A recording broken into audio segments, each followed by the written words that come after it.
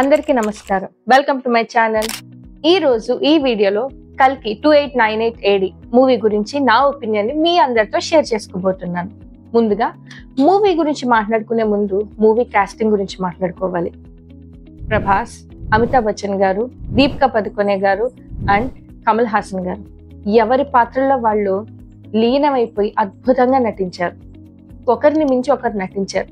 నిజంగా ప్రభాస్ ని కొట్టాలి, ఢీకొనాలి అంటే మాత్రం అమితాబ్ బచ్చన్ గారే కరెక్ట్ అండి. అది స్క్రీన్ మీద ఇరగదీసేశారు. అమితాబ్ బచ్చన్ గారు అయితేనే ప్రభాస్ గారికి సరైన కో స్టార్.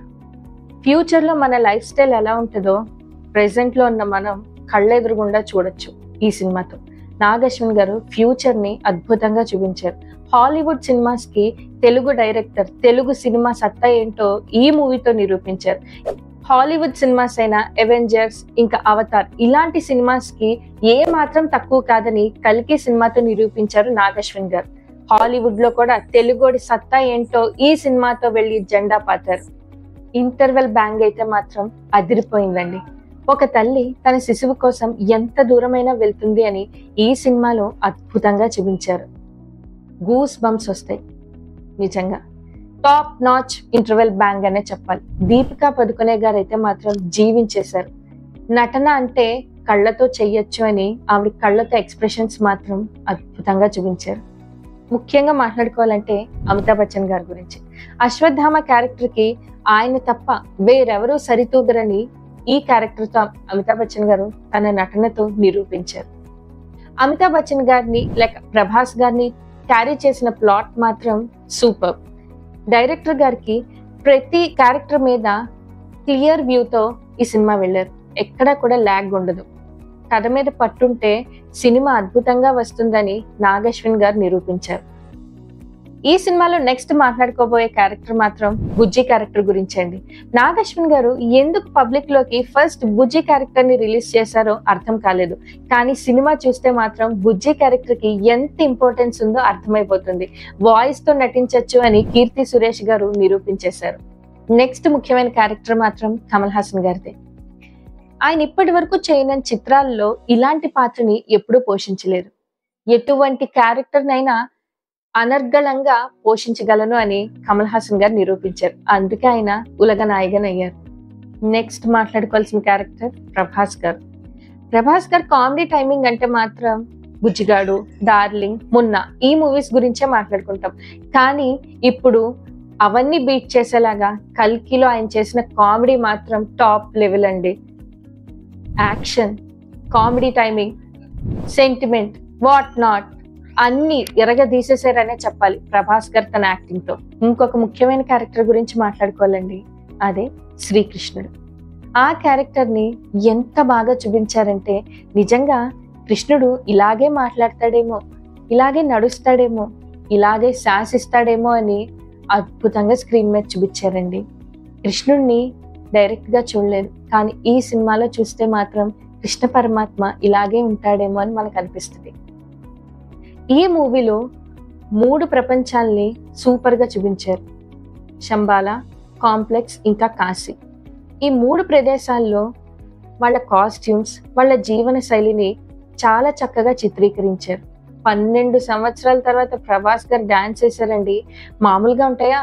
థియేటర్స్ అన్ని దద్దరిల్లిపోయాయి అంతే. ఈ మూవీలో అశ్వత్థామ, కర్ణుడిని కూడా చూపించారండి. మరి అశ్వత్థామ కర్ణుడికి రిలేషన్ ఎలా అని మీరు అనుకుంటున్నారు కదా. మూవీలో అశ్వత్థామ సోదర అనగానే మీరందరూ వీళ్ళిద్దరూ బ్రదర్స్ లేదా అన్నదమ్ములు అని అనుకుని ఉండుంటారు. కాదు, ఒకేలాంటి సిచ్యువేషన్స్, ఒకేలాంటి సందర్భాలు వీళ్ళిద్దరిని దగ్గర చేశాయి. వీళ్ళిద్దరినీ కూడా దుర్యోధనుడికి దగ్గర చేసి కురుక్షేత్ర యుద్ధంలో దుర్యోధనుడి వైపు నిలబడేలా చేశాయి. సినిమా చూస్తున్నంతసేపు కొన్ని డౌట్స్ అందరికీ కలిగి ఉంటాయి కదా. అందులో మొట్టమొదటిది ఉత్తర గర్భంలో ఉన్న శిశువు ఏమైంది అని. అశ్వత్థామ బ్రహ్మాస్త్రాన్ని సంధించగానే ఉత్తర గర్భంలో ఉన్న శిశువు మరణించాడని అందరూ అనుకుంటారు. కానీ ఆ శిశువుని శ్రీకృష్ణ పరమాత్మ రక్షిస్తాడు.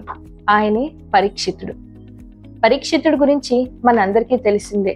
ఆయన గురించి డీటెయిల్డ్ గా మాట్లాడుకోకుండా నెక్స్ట్ వేరే పాయింట్స్ లోకి మనం వెళ్ళిపోదాం.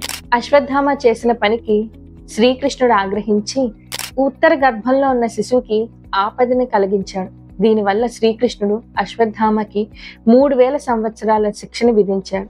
ఆ శిక్ష ఎటువంటిదంటే, తనకి వచ్చిన గాయాలు మానలేక జనసంచారం లేని ప్రాంతంలో అతనొక్కడే ఉండాలి అని, చిరంజీవిలాగా. కానీ ఈ సినిమాలో మాత్రం 6000 సంవత్సరాలుగా చూపించారు. కానీ శ్రీకృష్ణుడు ఆయనకి విధించిన శిక్షాకాలం మాత్రం 3000 సంవత్సరాలే. చివరిగా ఈ సినిమా అన్ని రికార్డ్స్ ని బ్రేక్ చేసేసింది. ప్రభాస్ గారు తన రికార్డ్ ని తనే బ్రేక్ చేయగలరు అని నిరూపించారు. ప్రభాస్ గారికి ప్రభాస్ గారే సాట్ అండి. ఏమన్నా ఉందా సినిమా? ఒక్క ముక్కలో చెప్పాలంటే మాత్రం ఇంకో ప్రపంచం, అద్భుతం అంతే. నాకు ఈ మూవీ చూస్తున్నప్పుడు ఒక డౌట్ వచ్చింది, మీకు కూడా వచ్చిందనే నేను అనుకుంటున్నాను. కాలభైరవుడు, కర్ణుడు, ఈ 2 క్యారెక్టర్స్ ని ఏ విధంగా లింక్ చేయబోతున్నారు అని పార్ట్ 2లో ఏమన్నా చూపిస్తారేమో వేచి చూడాలి.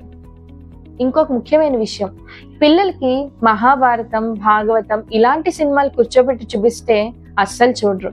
కానీ నాగ్ అశ్విన్ గారు పిల్లల్ని కూడా కట్టిపడేసేలా ఈ సినిమా తీశారు. ఈవెన్ నా పర్సనల్ ఎక్స్పీరియన్స్ చెప్పాలంటే, మా అబ్బాయి మూవీ చూసి వచ్చిన తర్వాత అమ్మ కర్ణుడు ఎవరు, అర్జునుడు ఎవరు అని నన్ను అడిగారు. అంటే పిల్లల్లో కూడా పురాణాల గురించి తెలుసుకోవాలి అని ఇంట్రెస్ట్ ని క్రియేట్ చేశారు. Hats off to Nag Ashwin గారు. ఇంతటి గొప్ప సినిమాని ప్రొడ్యూస్ చేసింది మరెవరో కాదు, వైజయంతి మూవీస్. పేరులోనే ఉందండి విజయం. విజయ కేతనాన్ని ఎగరేశారు. ఈ సినిమాని థియేటర్స్ కి వెళ్ళి ఎక్స్పీరియన్స్ చేయాలి. ఈ సినిమాని ఇప్పటి వరకు చూడని వాళ్ళు ఉంటే తప్పకుండా చూడండి. థియేటర్స్ కి వెళ్ళి మాత్రం ఈ ఎక్స్పీరియన్స్ ని పొందండి. సూపర్ గా ఉంది సినిమా. వరకు నా ఛానల్ ని సబ్స్క్రైబ్ చేయని వాళ్ళు ఉంటే సబ్స్క్రైబ్ చేసుకోండి. Please do like, share and subscribe people pulse with Prasuna. Signing off.